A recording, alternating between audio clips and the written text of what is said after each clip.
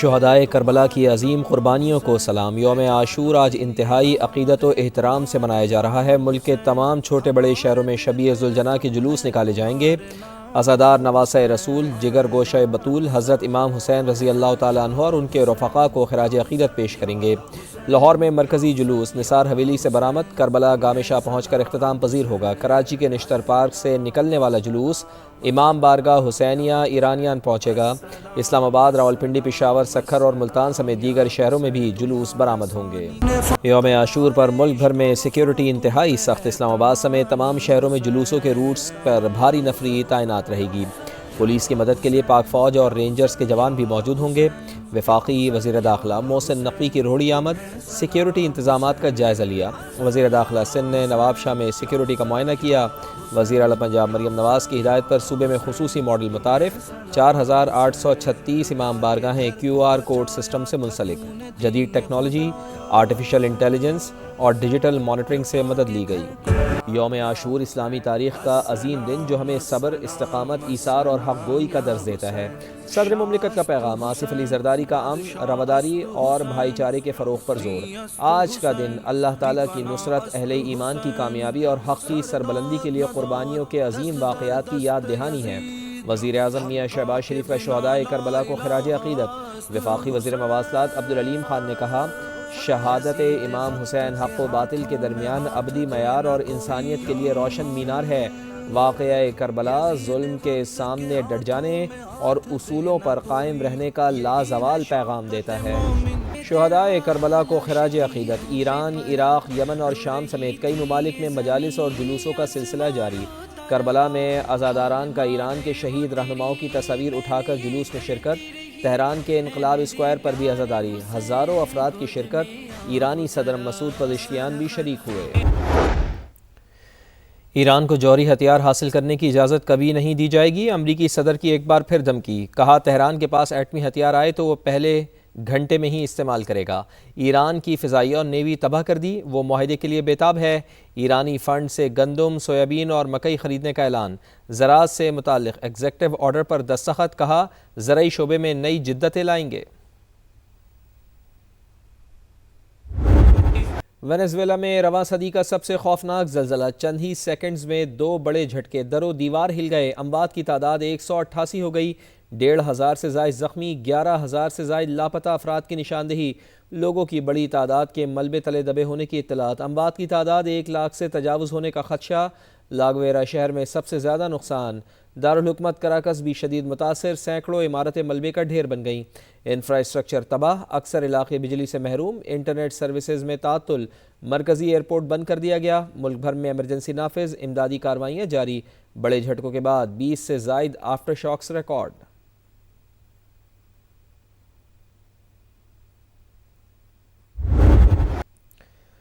مقامی وقت کے مطابق شام 6:04 پر وینزویلا لرز گیا۔ پہلے 7.2 شدت کا جھٹکا، صرف 39 سیکنڈز بعد 7.5 شدت کا زلزلہ۔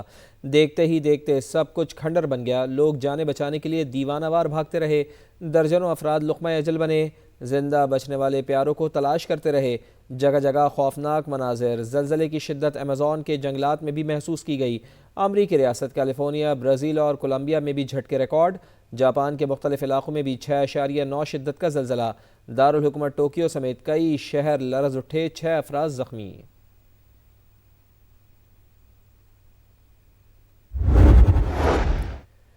وینزویلا میں زلزلے سے تباہی پر عالمی برادری کا اظہار تعزیت، متاثرہ عوام سے یکجہتی کا اظہار۔ بڑے پیمانے پر ہلاکتیں انتہائی افسوسناک، اپنے نئے اور عظیم دوستوں کی مدد کے لیے حاضر ہیں۔ ڈونلڈ ٹرمپ کا رد عمل، امریکی ٹیمیں امدادی سرگرمیوں کے لیے روانہ ہو گئیں۔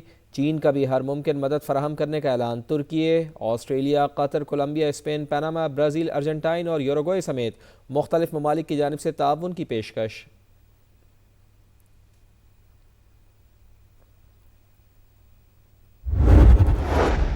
صدر مملکت آصف علی زرداری اور وزیر اعظم میاں شہباز شریف کا وینزویلا میں زلزلے سے تباہی اور قیمتی جانوں کے ضیاع پر اظہار افسوس، متاثرہ خاندانوں سے تعزیت۔ پیغام میں کہا، مشکل کی اس گھڑی میں وینزویلا کی حکومت اور عوام کے ساتھ کھڑے ہیں۔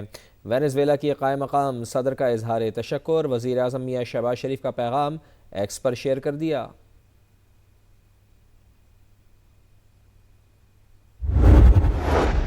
عمان کے ساحل کے قریب کارگو بحری جہاز پر پروجیکٹائل حملہ۔ برطانوی میری ٹائم ایجنسی کے مطابق واقعے میں کوئی جانی نقصان نہیں ہوا۔ انٹرنیشنل میری ٹائم آرگنائزیشن کی آبنائے ہرمز پر سروسز معطل۔ امریکہ اور ایران بحرانوں سے بچنے کے لیے براہ راست فوجی رابطہ چینل قائم کرنے پر تیار ہیں۔ امریکی نائب صدر جے ڈی وینس کا بڑا دعویٰ۔ برطانوی ویب سائٹ کو انٹرویو میں کہا، پاسداران انقلاب اور سینٹ کام کا ایک نمائندہ دوحہ میں تعینات کیا جائے گا۔ ایران جوہری پروگرام کا جامع معائنہ اور افزودہ یورینیم کے خاتمے کی پیشکش کر رہا ہے۔ اسرائیل کا قریب ترین خلیجی ملک متحدہ عرب امارات بھی تہران سے رابطے میں ہے۔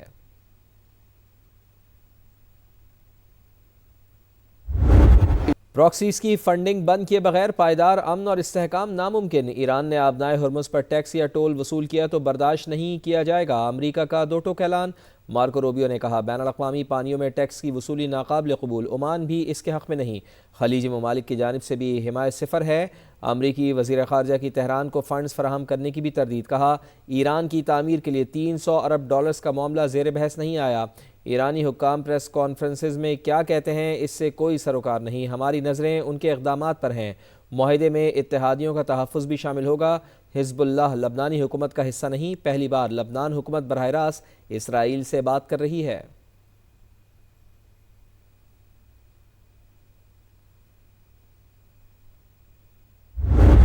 ایران نے آبنائے ہرمز پر ٹول نہ لینے کی یقین دہانی کرائی ہے۔ تہران ہمیں بہت زیادہ رعایتیں دے رہا ہے، معاملات بہت اچھے جا رہے ہیں۔ امریکی صدر کی نیٹو چیف کے ساتھ ملاقات میں گفتگو۔ ڈونلڈ ٹرمپ کی ایران کو رقم دینے کی تردید۔ اسکول پر حملے سے لا تعلقی۔ کہا، ایسا کوئی ثبوت نہیں کہ اسکول پر ہمارے میزائل گرے۔ امریکی صدر کا یورپی ممالک سے شدید ناراضگی کا اظہار۔ کہا، ایران کے ساتھ جنگ میں نیٹو کا رویہ مایوس کن رہا۔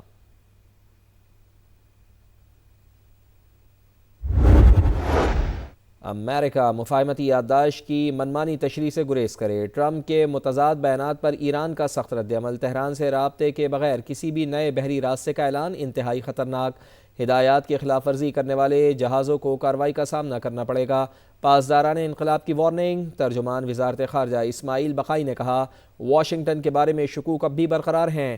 متضاد بیانات ماضی کی وعدہ خلافیوں کی یاد دلاتے ہیں۔ باہمی ذمہ داریاں پوری کی جائیں۔ ایرانی اسپیکر باقر قالباف نے امریکی مصنوعات کی خریداری سے متعلق دعوے جھوٹ قرار دے دیے۔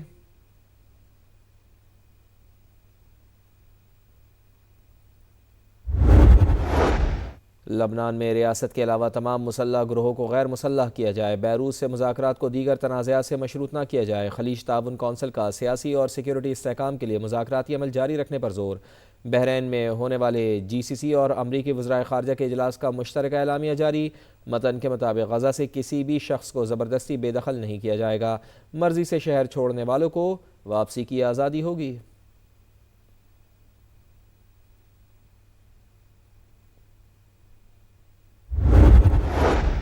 ڈونلڈ ٹرمپ انتظامیہ کو بڑا جھٹکا۔ امریکی وفاقی عدالت نے ووٹرز لسٹوں کی تیاری سے روک دیا۔ صدر ڈونلڈ ٹرمپ نے وفاقی سطح پر فہرستیں تیار کروانے کے لیے ایگزیکٹو آرڈر جاری کیا تھا۔ عدالت نے حکم نامہ اختیارات کی تقسیم کے خلاف قرار دے دیا۔ شہدائے کربلا کی عظیم قربانیوں کو سلام۔ یوم عاشور آج انتہائی عقیدت و احترام سے منایا جائے گا۔ ملک کے تمام چھوٹے بڑے شہروں میں شبیہ ذوالجناح کے جلوس نکالے جائیں گے۔ عزادار نواسہ رسول جگر گوشہ بطول حضرت امام حسین رضی اللہ تعالیٰ عنہ اور ان کے رفقا کو خراج عقیدت پیش کریں گے۔ لاہور میں مرکزی جلوس نثار حویلی سے برآمد کربلا گاہ شاہ پہنچ کر اختتام پذیر ہوگا۔ کراچی کے نشتر پارک سے نکلنے والا جلوس امام بارگاہ حسینیہ ایرانیان پہنچے گا۔ اسلام آباد، راولپنڈی، پشاور، سکھر اور ملتان سمیت دیگر شہروں میں بھی جلوس برآمد ہوں گے۔ یوم عاشور پر ملک بھر میں سیکیورٹی انتہائی سخت۔ اسلام آباد سمیت تمام شہروں میں جلوسوں کے روٹس پر بھاری نفری تعینات رہے گی۔ پولیس کی مدد کے لیے پاک فوج اور رینجرز کے جوان بھی موجود ہوں گے۔ وفاقی وزیر داخلہ محسن نقوی کی روڑی آمد۔ سیکیورٹی انتظامات کا جائزہ لیا۔ وزیر اعلیٰ پنجاب مریم نواز کی ہدایت پر صوبے میں خصوصی ماڈل متعارف۔ 4836 امام بارگاہیں QR کوڈ سسٹم سے منسلک۔ جدید ٹیکنالوجی، آرٹیفیشل انٹیلیجنس اور ڈیجیٹل مانیٹرنگ سے مدد لی گئی۔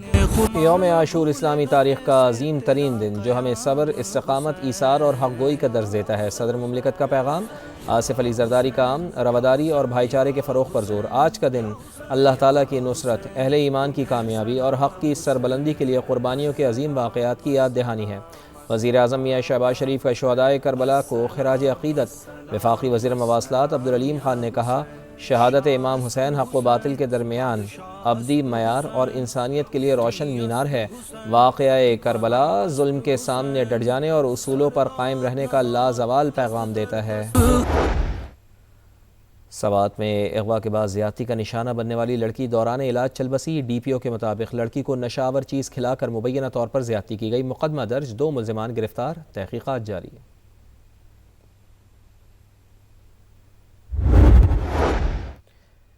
بلوچستان کے ضلع کولو اور گرد و نواح میں گرج چمک کے ساتھ موسلادھار بارش، نشیبی علاقے زیر آب، ندی نالوں میں طغیانی، کچے مکانات کو نقصان، دیوار گر جانے سے خاتون جاں بحق، خضدار، دکی اور دیگر مقامات پر بھی بادلوں کی گرج برس۔